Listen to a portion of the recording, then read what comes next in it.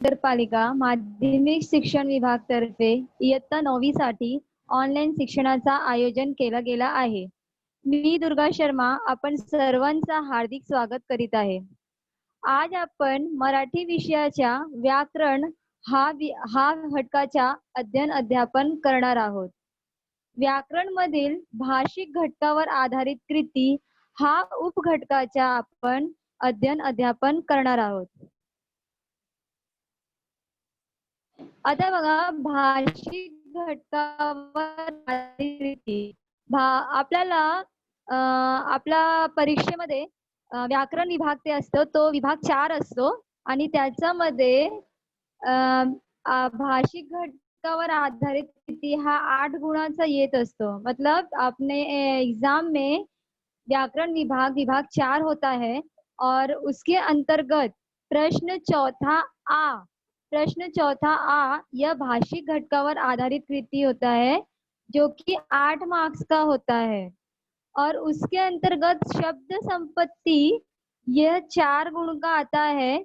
तो आज हम शब्द संपत्ति के अंतर्गत आने वाले उपघटकों का अध्यापन करेंगे. तो देखो, ये जो 4 मार्क्स होता है तो ये बहुत आसानी से मिलने वाला मार्क्स होता है, क्योंकि इसके लिए हमें अलग से कोई पढ़ाई करने की ज़रूरत नहीं होती है. अगर आप जब स्कूल में पढ़ रहे हो या फिर आप कोई भी चैप्टर पढ़ रहे हो या कोई कविता पढ़ रहे हो, तो उस वक़्त अगर आप ध्यान दोगे तो आपको इस 4 मार्क्स के लिए किसी भी तरीके से अलग अपना टाइम डालने की ज़रूरत नहीं है. इसमें आप देखोगे कि सबसे पहला है समानार्थी शब्द. तो आपके एग्जाम में जो भी समानार्थी शब्द आते हैं, वह समानार्थी शब्द आपके टेक्स्ट बुक से ही आते हैं, आपके पुस्तक से ही आते हैं. तो अगर आप उसको उसी समय पे अगर आपको आपका वो 1 मार्क्स रेडी करना है, तो आपको क्या करना है कि जब भी आपको कोई भी टीचर पढ़ा रहे हैं, कोई भी शिक्षक आपको पढ़ा रहा है, वो आपकी या फिर भाषिक सौंदर्य वाला अगर कोई चैप्टर चल रहा है, तो आपको अपने हाथ में पेंसिल लेकर बैठना है और फिर तभी उस शब्द को कोई भी आपको अगर नया शब्द दिखाई दे रहा है और जब टीचर आपको बोलते हैं कि ये शब्द का समानार्थी इसका ये होता है, उसका उसी शब्द का आपको दूसरा मीनिंग बताते हैं जब टीचर्स, तो आपको उसी वक्त पेंसिल से अंडरलाइन करना है और वहीं पे उसका अर्थ लिख लेना है. देखो बच्चों, जब भी आप अगर कोई भी चीज को खुद से लिखते हो, अभ्यास करते समय आप खुद से लिखते हो, तो वो चीज आपको हमेशा याद रहती है. अगर आप उसका एक बार अंडरलाइन कर लोगे तो वो आपको हमेशा याद रहेगी. तो समानार्थी शब्द जो है वो हमेशा आप जब भी चैप्टर पढ़ रहे हो, जब भी आप कोई कविता पढ़ रहे हो, तो पेंसिल हाथ में रख के उसी वक्त अंडरलाइन करके रखना है आपको, जिससे कि आपका समय बचेगा और एग्जाम के टाइम आपको इन सारी चीजों पे समय डालने की जरूरत नहीं पड़ेगी. दूसरा है विरुद्धार्थी शब्द. सेम विरुद्धार्थी शब्द भी वैसे ही है, ये भी आपके पाठ्य पुस्तक से ही आते हैं, तो आपको अंडरलाइन करते हुए उसी वक्त वहां पे लिख लेना है, जैसे उससे आपको आसानी होगी. तीसरा है वचन. वचन में आपको एक वचन अनेक वचन आता है, वचन बदला भी आता है क्वेश्चन, और फिर वचन पहचानो, वचन ओळखा, ऐसा भी क्वेश्चन आपको आता है. तो ये 1 मार्क्स का होता है, पर उसके अंतर्गत ऐसे अलग अलग टाइप के क्वेश्चन आते हैं. अब है शब्द समूहाबद्दल एक शब्द लिहिणे. शब्द समूहाबद्दल एक शब्द लिहिणे मतलब कि कोई एक बड़ा सा सेंटेंस दिया होता है, बड़ा सा मतलब 5-6 शब्दों का एक वाक्य होता है, और उस वाक्य के बदले उस वाक्य को प्रदर्शित करने वाला कोई एक शब्द होना चाहिए जो उसमें आपको दर्शाना होता है. और 5वां है लिंग बदलने. अभी लिंग बदलने में कभी-कभी आपको लिंग कौन सी है ये भी पूछा जाता है, और फिर लिंग परिवर्तित करने के लिए भी कहा जाता है. इस प्रकार शब्द संपत्ति के अंदर ये 5 अलग-अलग उपघटक आते हैं, और इनमें से कोई 4 आपको करना होता है. यापैकी कोणत्याही 4 घटकावर 1-1 गुणांचा 4 कृती विचारल्या जातील. तो इनमें से कोई भी 4 कृति आपको करना है, और वो 1-1 मार्क्स का होता है. इन 5 में से कोई 4 आपको एग्जाम में चूज करना होता है. ये आपको 9th में भी उपयोगी है और ये आपको 10th में भी बहुत उपयोगी है. इसीलिए इसका प्रैक्टिस, इसका सराव आपको अभी से ही करते रहना है। तो अब हम देखेंगे समानार्थी शब्द। अभी देखिए समानार्थी शब्द जो है, समानार्थी शब्द मतलब आप अगर इसका संधि विच्छेद करते हो तो समान अर्थाचा शब्द। ओके, इसका समानार्थी शब्द जैसे आपने आपको बताया शब्द समूह बद्दल एक शब्द, तो समान अर्थाचा शब्द, उसका एक शब्द क्या आएगा, समानार्थी शब्द। मतलब ऐसा शब्द उसका ही समान अर्थ निकालने वाला दूसरा शब्द आपको उसमें चुनना है और लिखना है। तो अभी उसके कुछ उदाहरण आहे, आपका पहले भी हे हो चुका है, तर आता आपण फक्त काही उदाहरणाचा सराव करून घेऊया.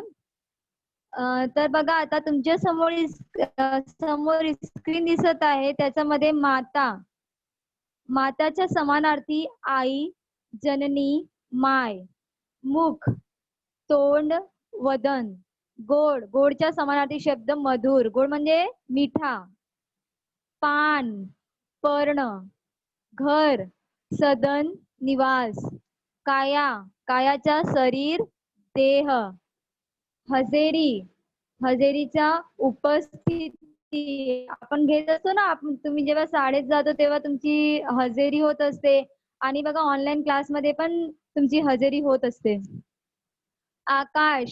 आकाशच्या आभाळ, गगन, काठचा तीर, देवचा ईश्वर, प्रभू, भक्कमचा मजबूत, झराचा निर्झर, संधीचा मोका, सावलीचा छाया, गाणेचा गीत, सागरचा समुद्र. आता पुढे पण आहे काही उदाहरणे, त्याचे पण सराव करून घेऊया आपण. नद्या, सरिता, तटिनी, नखराचा तोरा, एट, पोपटच्या रावा, माणूसच्या मानव,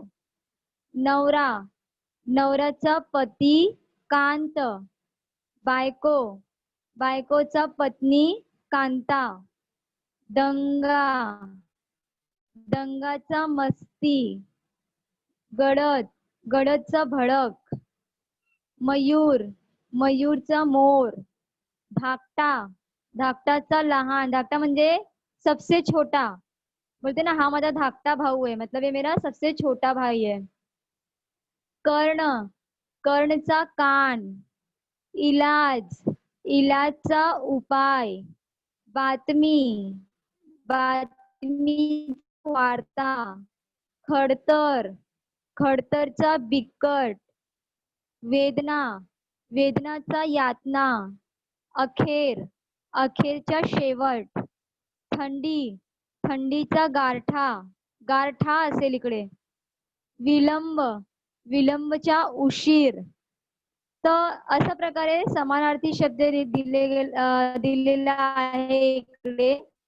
तर जेव्हा आता तुम्ही बघत असाल की याच्यामध्ये जे काही शब्द आहे ते तुमच्या पुस्तकामधलंच आहे. तुम्ही जर ध्यानपूर्वक तुम्ही पाठ वाचलं असेल, ध्यानपूर्वक ऐकलं असेल, जेव्हा कोणत्याही शिक्षक तुम्हाला ते लेसन देत असताल, तेव्हा हा सर्व शब्द त्याच्यामधलाच आहे. जर आपण त्याच वेळी ध्यानपूर्वक बघितलं तर त्याच वेळी आपला हा 1 मार्क्स तयार होऊन जातो. आता पुढचं बघा, विरुद्धार्थी शब्द. विरुद्धार्थी म्हणजे विरुद्ध अर्थी, विरुद्ध म्हणजे अपोजिट. कोणताही शब्द असेल तर त्याच्या पुरेपूर म्हणजे पुरेपूर त्याच्या विरुद्ध असलेला शब्द, अशा शब्द आपल्याला बघायचे इकडे. आता याच्या उदाहरणांचे आपण सराव करूया. पहिला आहे कौतुक. कौतुक म्हणजे खूप बढाई करणे, कोणाच्याही खूप बढाई करणे. तर त्याच्या अपोजिट निंदा करणे, बढाई करणे, त्याची निंदा करणे, त्याची बुराई करणे. सार्वजनिक म्हणजे सगळ्यांसाठी जे उपलब्ध असतो. आणि खाजगी म्हणजे ते स्वतः फक्त एकच जणांसाठी आपल्या स्वतःच आहे, दुसऱ्यासाठी ते उपयोगी नसतं. फरक, साम्य, परका, आपला, प्रवाही, अप्रवाही, कायम, तात्पुरते, पात्र, अपात्र, गुण, अवगुण, पाप, पुण्य, उपकार, अपकार, विश्वास, अविश्वास, गर्द, विरळ, विसंगत, सुसंगत, अखेर, प्रारंभ, सहकार, असहकार, मान, अपमान, सेवक, मालक। देखो ये सारे जो शब्द आए हैं, ये सारे शब्द आपके पाठ्य पुस्तक से ही है। आगे कुछ उदाहरण है, उसका हम सराव करेंगे। आवड, ना आवड, परवानगी, मनाई, धाकटा, थोरला। देखो पहले हमने देखा था धाकटा का समानार्थी शब्द तो क्या था, लहान। अब धाकटा का विरुद्धार्थी यहाँ पे आपको दिख रहा है, थोरला। अब आपको समझ में आ गया होगा कि धाकटा मतलब सबसे छोटा और थोरला मतलब सबसे बड़ा। पास, नापास, उत्तीर्ण, अनुत्तीर्ण, पायथा, माथा, शाकाहारी, मांसाहारी, वाढ, घट, खरेदी, विक्री, दुरुस्त, नादुरुस्त, गोंधळ, शांतता, उत्तम, वाईट, रडत, हसत, तातडीने, सावकाश, परदेशी, स्वदेशी, साक्षर, निरक्षर, सुपीक, नापीक, जबाबदार, बेजबाबदार। आता हे होते आपले विरुद्धार्थी शब्द। आता आपला हा दोन शब्द संपत्ती मधला दोन उपघटक झालेला आहे। आता पुढे आपण तिसरा बघूया, वचन। आता वचनची व्याख्या बघूया। वस्तू एक आहे की अनेक आहेत हे नामाच्या रूपावरून कळते, त्याला त्या नामाचे वचन असे म्हणतात।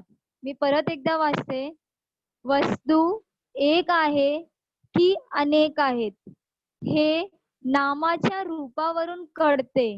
मतलब कोई भी वस्तु है हमारे सामने, वो वस्तु एक है या बहुत सारी है। अनेक मतलब बहुत सारी है, यह हमें उस नाम के रूप से समझ में आता है। कड़ते मतलब समझ में आता है। अब यहाँ पे नाम का मतलब सिर्फ यही नहीं है कि कोई भी एक नाम, जिसे हम लोग हिंदी में संज्ञा बोलते हैं उसे मराठी में नाम बोला जाता है। तो उसके अंदर आपको पता है नाम में क्या क्या आता है, किसी भी वस्तु, चीजें, प्रदेश, कोई भी चीज का नाम होता है उसे हम संज्ञा कहते हैं। तो संज्ञा को मराठी में हम लोग नाम बोलते हैं। तो इसमें अनेक आहेत हे नामाच्या रूपावरून कळते, मतलब संज्ञा के रूप से, संज्ञा जो दिखाई देती है हमें सामने उसके रूप से हमें समझ में आता है कि ये एक है या अनेक है। उसे त्या नामाचे वचन असे म्हणतात, उसे हम उस नाम का वचन ऐसा कहते हैं। आता वचनाचे प्रकार, वचनाचे खालीलप्रमाणे दोन प्रकार आहेत। वचन का दो प्रकार है, एक है एक वचन और दूसरा है अनेक वचन। आता आपण एक वचन आणि अनेक वचन याची व्याख्या बघूया।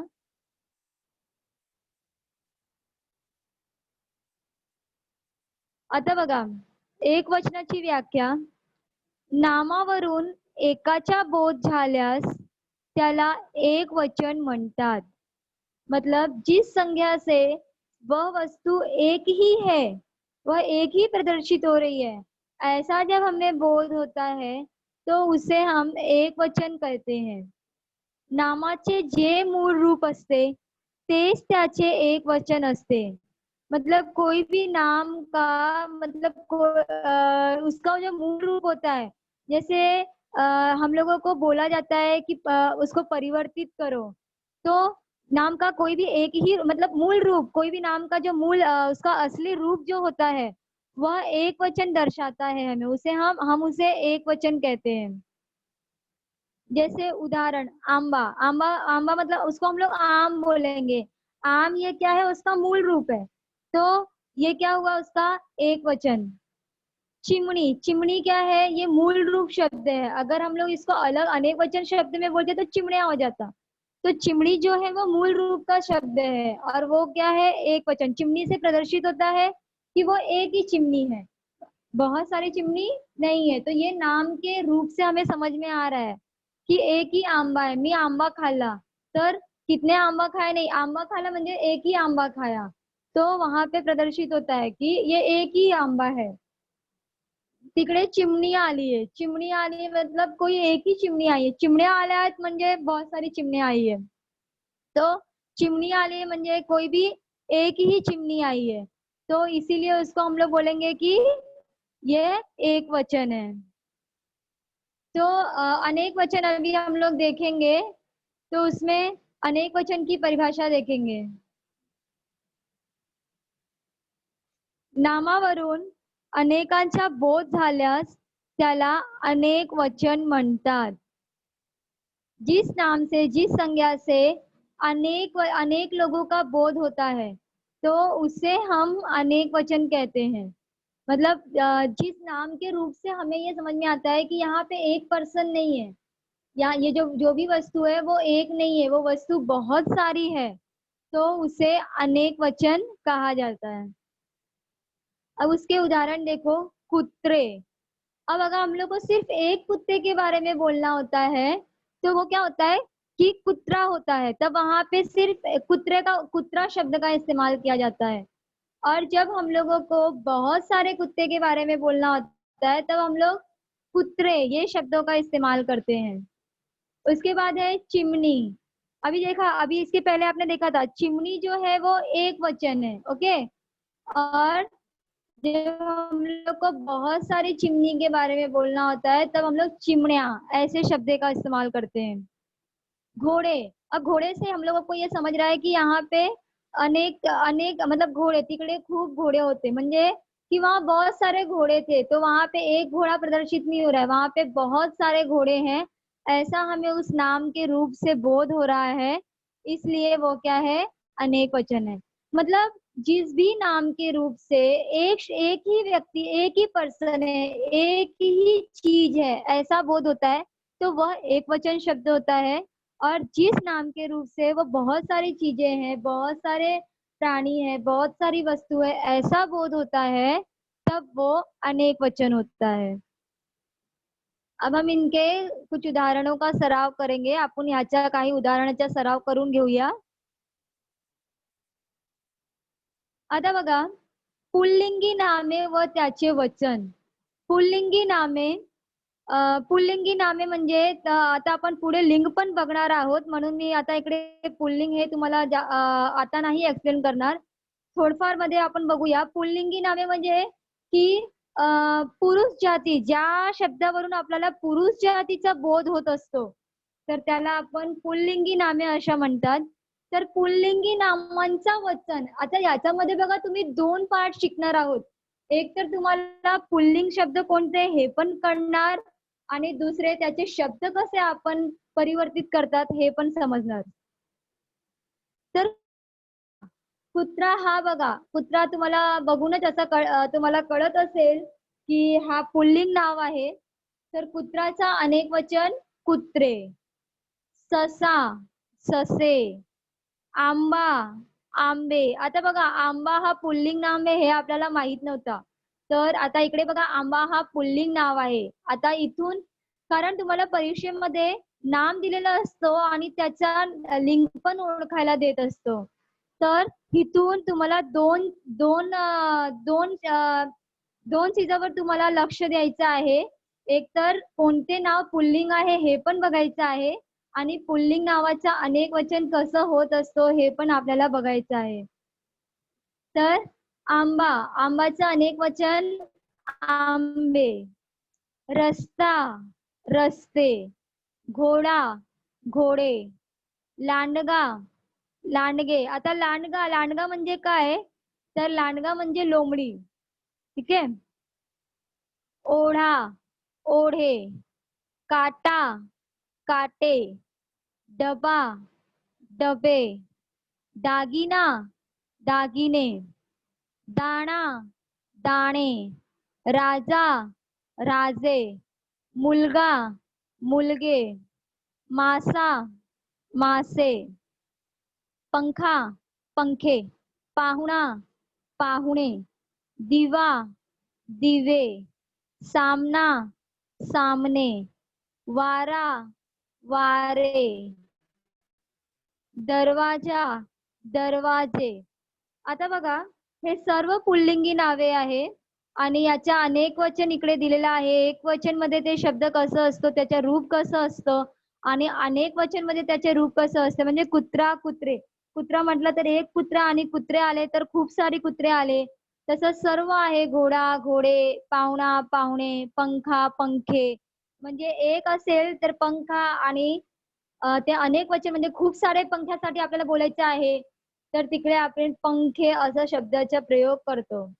आता बघा पुल्लिंगी शब्दांचा जेव्हा आपण अनेक वचन करत असतो, तेव्हा तुम्ही लक्ष द्या या चार्ट मध्ये आपल्या दुसऱ्या लास्टचा जे शब्द आहे त्याच्यामध्ये बघा ए ची मात्रा लावलेली आहे.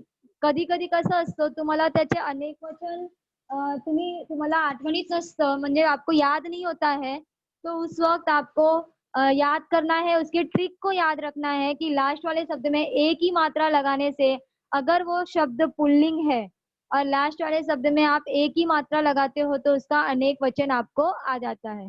अगर आपको किसी शब्द का अर्थ नहीं समझ में आ रहा है और आपको उसका अनेक वचन करने नहीं आ रहा है तो उस वक्त आपको ऐसे ट्रिक लगाना है। आता आपण पुढे बघूया स्त्रीलिंगीची नामे आणि त्याचे वचन। मतलब जिस नाम से बोध होता है कि यह शब्द स्त्री शब्द का स्त्री जाति का बोध होता है तो उसे हम स्त्रीलिंग के नाम कहते हैं, मतलब स्त्रीलिंगी संज्ञा कहते हैं। अब उनके हम वचन देखेंगे। नदी, नद्या। बी, बिया। स्त्री, स्त्रिया। लेखणी, लेखण्या। सासू, सासवा। जाऊ, जावा। यहाँ जाऊ मतलब मी जाऊ का असं जाऊ नाहीये, इकडे जाऊ म्हणजे काय, जिसमें हम लोग हिंदी में बोलते हैं जेठानी। देवरानी जेठानी होता है ना, वो जेठानी या त्याला आपण मराठीत जाऊ म्हणतात। वाट, वाटा। बाग, बागा। पाल, पाली। सायकल, सायकली। जमीन, जमिनी। चूक, चुका। जात, जाती। वेल, वेली। वीज, विजा। पाटी, पाट्या। होडी, होड्या। सनई, सनया। टोपी, टोप्या। वही, वया। आता हे होते आपले स्त्रीलिंगाचे एक वचन आणि अनेक वचन। आता पुढचे आपल्या आहे नपुंसक लिंग ची नामे, नपुंसकलिंगी नामे व त्यांचे वचन। तर नपुंसकलिंगी नामे म्हणजे ज्या ज्या नामावरून आपल्याला पुरुष जातीचाही बोध होत नसतो आणि स्त्री जातीचाही बोध होत नसतो। म्हणजे की पुरुष जाति का भी बोध नहीं होता है और स्त्री जाति का भी बोध नहीं होता है, तो उस नाम को हम लोग नपुंसक लिंग बोलते हैं। तर नपुंसक लिंगी नामांचा आपण एक वचन आणि अनेक वचन बघूया। घर, तुमच्या समोर काही शब्द दिलेले आहेत त्याचे आपण सराव करून घेऊया। घर, घरे। फूल, फुले। दार, दारे। शेत, शेते। वासरू, वासरे। पाखरू, पाखरे। मडके, मडकी। गाणे, गाणी। खेडे, खेडी। झाड, झाडे। गाव, गावे। मत, मते। डोके, डोकी। हरिण, हरणे, लाकूड, लाकडे, काम, कामे, चाक, चाके, पत्र, पत्रे, मन, मने, रोपटे, रोपटी. आता बघा, आपण बघितलं पुल्लिंग नामे कोणती आहे, स्त्रीलिंग नामे कोणती आहे आणि नपुंसकलिंग नामे कोणती आहे आणि त्या नामांचे एकवचन आणि अनेक वचन हे शब्द कसे वेगवेगळे असतात. आता पुढे आपण बघूया एक वचन व अनेक वचन सारखे असणारी नामे.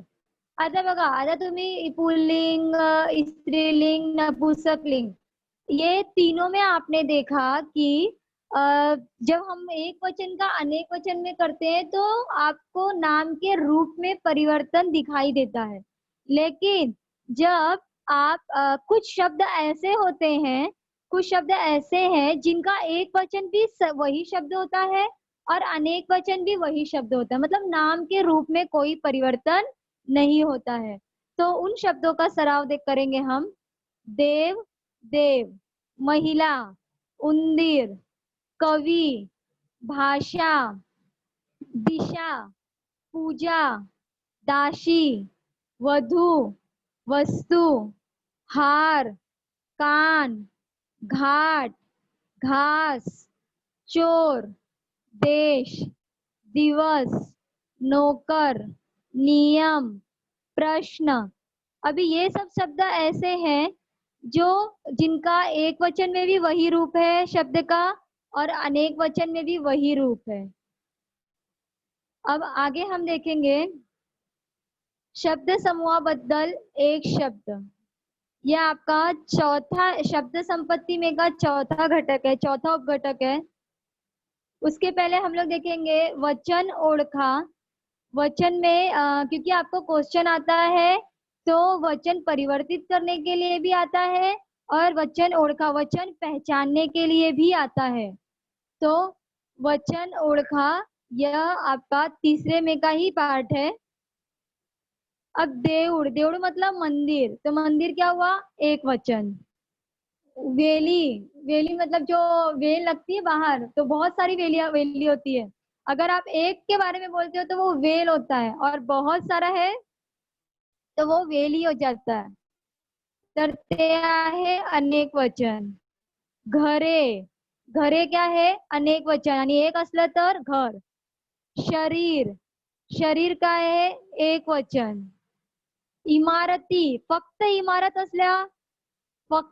असल्यास एक वचन आणि इमारती आहे तर अनेक वचन।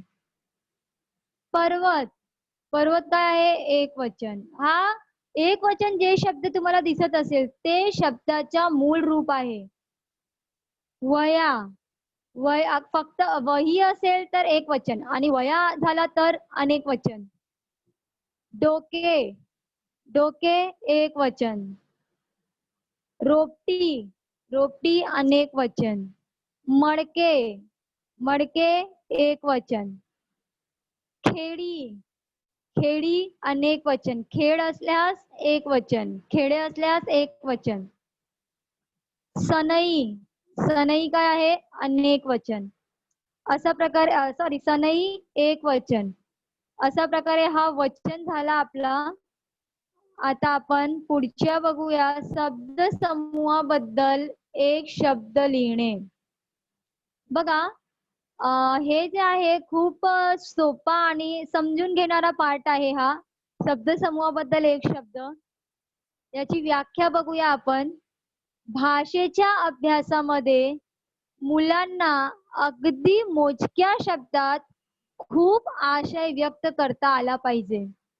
यासाठी एखाद्या शब्दसमूहाबद्दल कोणता एक शब्द वापरता येईल ते आपण पाहिले पाहिजे। देखो, भाषेच्या अभ्यासामध्ये मतलब जब भी आप भाषा का अभ्यास कर रहे हो, आप किसी भी लैंग्वेज के बारे में पढ़ रहे हो, तो अगदी मोजक्या मोजक्या मतलब गिने चुने शब्दों में आपको अपना आशय जो है वो व्यक्त करते आना चाहिए। गिने चुने शब्दों में अपना आशय व्यक्त करने की कला आपके अंतर्गत होनी चाहिए। यासाठी एखाद्या शब्दसमूहाबद्दल कोणता एक शब्द वापरता येईल ते आपण पाहिले पाहिजे। मतलब किसी शब्द समूह के बदलिए आप कौन सा एक शब्द का इस्तेमाल करके आप वो पूरे वाक्य को प्रदर्शित कर सकते हो। ऐसी कला, ऐसा शब्द संग्रह आपके पास होना चाहिए, उसे ही हम लोग शब्द समूह बदल एक शब्द कहते हैं। देखो, इसका इस्तेमाल आपको निबंध लेखन में बहुत ज्यादा होता है, पत्र लेखन में उससे भी ज्यादा होता है, क्योंकि निबंध लेखन में आप स्प्रेड करके फैला के बड़ा करके लिख सकते हो, लेकिन पत्र लेखन में आपको उच्चतम दर्जे के शब्दों का इस्तेमाल करना होता है और कम से कम शब्दों में आपको पत्र अच्छा लिखना होता है। उस समय आपको ये शब्द समूह बदल एक शब्द इस प्रकार के शब्दों का इस्तेमाल होता है। तर आपण याचे उदाहरणांचे काही सराव करून घेऊया। बघा यह जो है इसको आपको ध्यानपूर्वक देखना है, क्योंकि ये बहुत इम्पोर्टेंट है। ये आपको पत्र लेखन में, आपको निबंध लेखन में और आपको 1 मार्क्स का ही आता है, सिर्फ एक शब्द लिखने का होता है और 1 मार्क्स का ही आता है। आपके सामने 2 उदाहरणें दी गए होते हैं और उसमें से आपको एक करना होता है। अभी देखो, आईच्या वडिलांचे घर, मतलब मम्मी के पापा के घर को हम क्या बोलते हैं, तर त्याला, जिसको हम लोग बोलते हैं ना नैहर, तो त्याला आपण बोलते मराठीत बोलतात आजोड। नानीचा घर म्हणजे नानी का जो घर होता है उसको मराठी में बोलते हैं आजोड। आवरता येणार नाही असे, आवरता येणार नहीं मतलब आवरना मतलब कि कोई भी काम को फटाफट करके खत्म करना, तो आवरता येणार नाही असे त्याला आपण म्हणतो अनावर। आनंदाने नाचणे मतलब बहुत खुश होके नाचना, त्याला आपण बोलतो बागडणे। ईश्वर आहे असे माननारा, मतलब ईश्वर है ऐसा, मतलब कोई कोई बोलता है ना ईश्वर नहीं है इस दुनिया में, तो ईश्वर है इस दुनिया में उपस्थित, ऐसे मानने वाले को हम कहते हैं आस्तिक। ईश्वर नाही असे माननारा त्याला आपण म्हणतो नास्तिक। एकायला व बोलायला न येणारा, मतलब जिसको सुनने भी नहीं आता है और बोलने भी नहीं आता है, त्याला आपण म्हणतो मूकबधीर। उरलेले भाग मतलब बचे हुए भाग को अवशेष। गाणे म्हणणारा, जो गाना गाता है उसे कहते हैं गायक। गेलेला काळ, जो बीत चुका है उसे कहते हैं गतकाल। घराची ओसरी, घराची ओसरी उसे हम लोग बोलते हैं सोपा।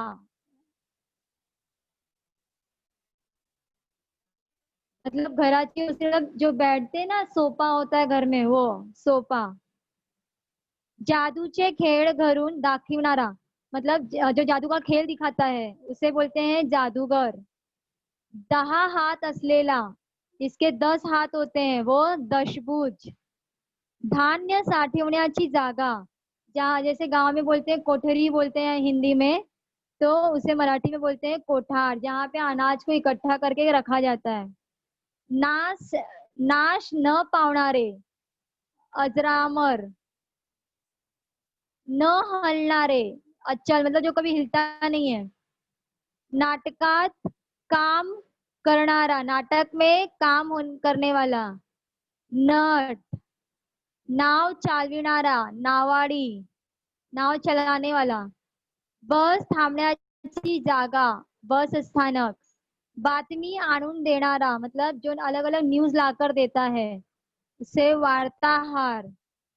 भाषण करणारा, जो भाषण देता है उसे बोलते हैं वक्ता। रक्षण करणारा, वाणी।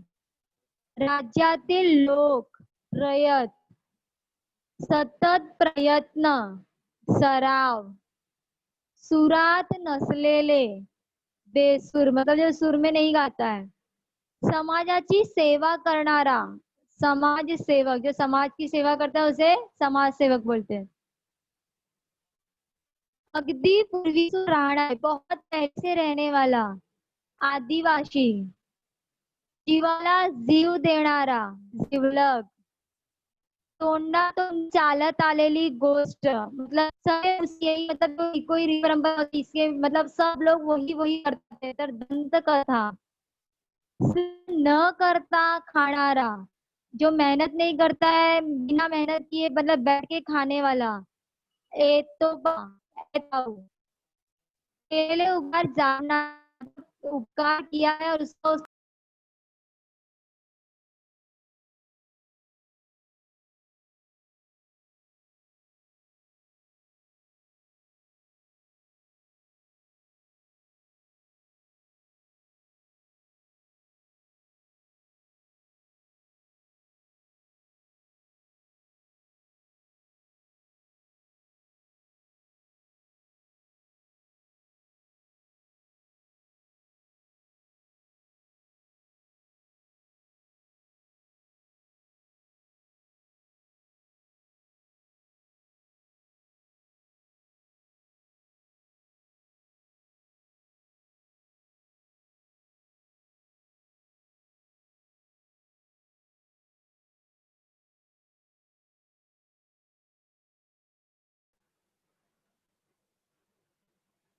हाँ, अभी आ रही है धीरे सर.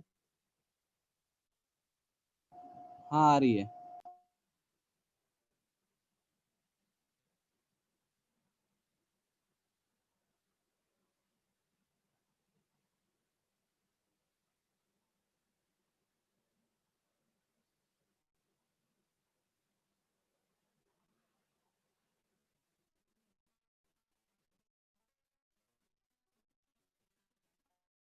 उपकार न जानना, मतलब किसी के साथ आपने कुछ किया है और वो आपके उपकार को भूल जा रहा है, वो होगा कृतघ्न.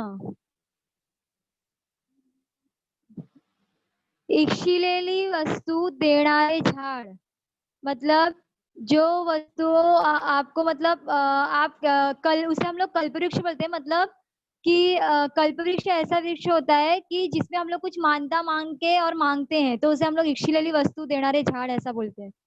तो वो होगा कल्प वृक्ष.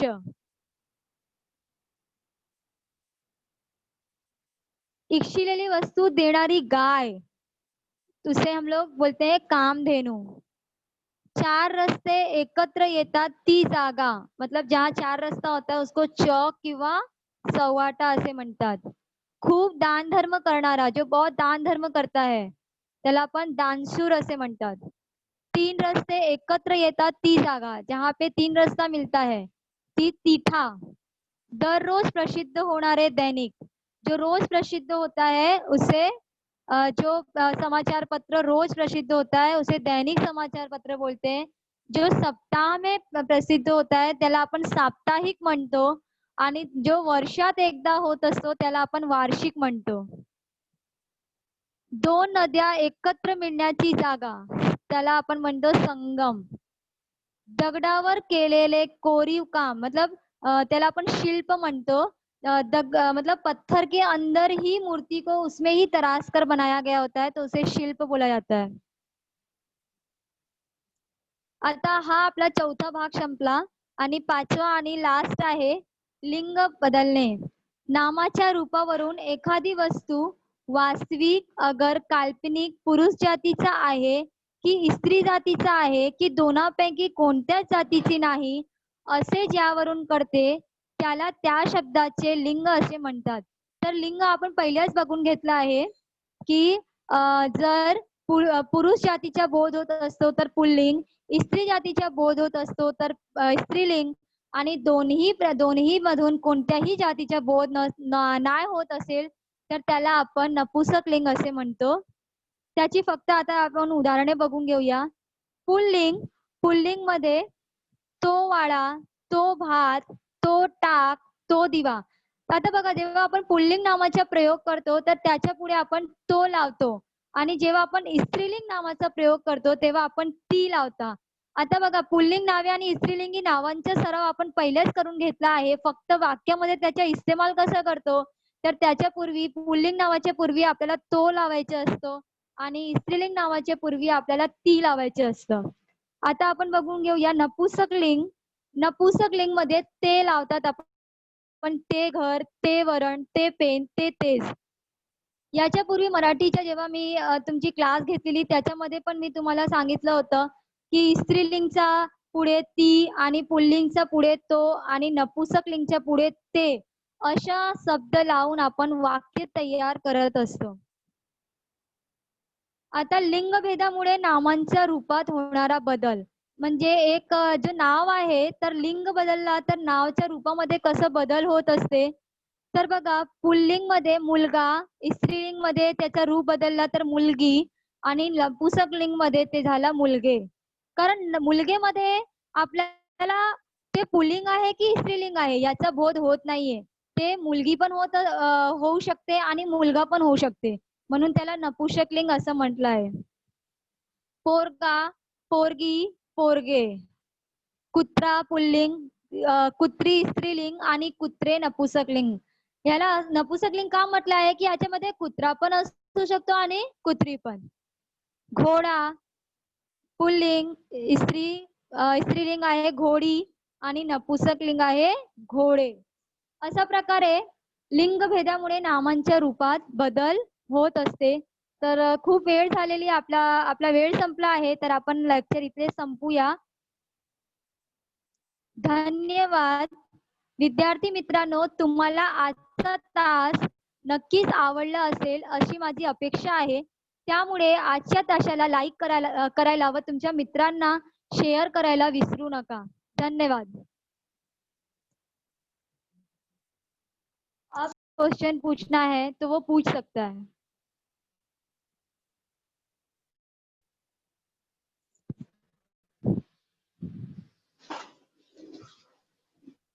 Good morning teacher.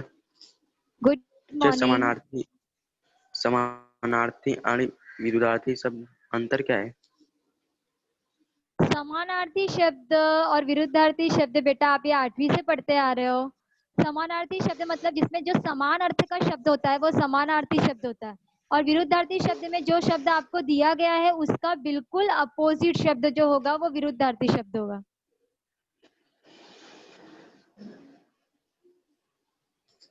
Next Dheeraj sir, next unmute करिए. Good morning miss. Good morning. Good morning Preeti. रोप्ती का मतलब मिस मैं ऋतिक. हेलो. हेलो. आपकी आवाज नहीं आ रही है. मिस रोप अभी आ रही है? हेलो. आ रही है मिस? हेलो. आ रही है अभी? Hello. Hello. Dheeraj sir next को दीजिए, आवाज नहीं आ रही है.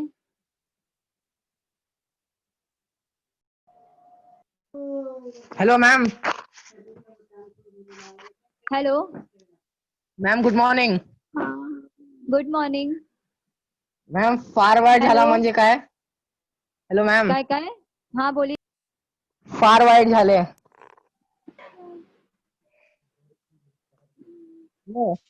फार हाँ बोलो बेटा.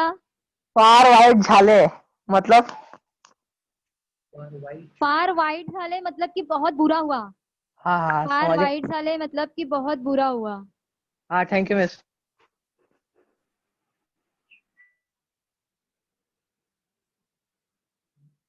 नेक्स्ट.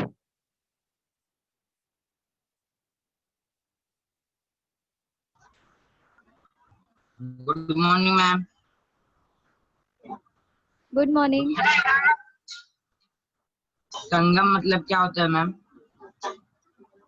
संगम मतलब कि जहाँ पे दो नदियां मिलती है ना तो उस जगह को संगम बोलते हैं. Yes ma'am.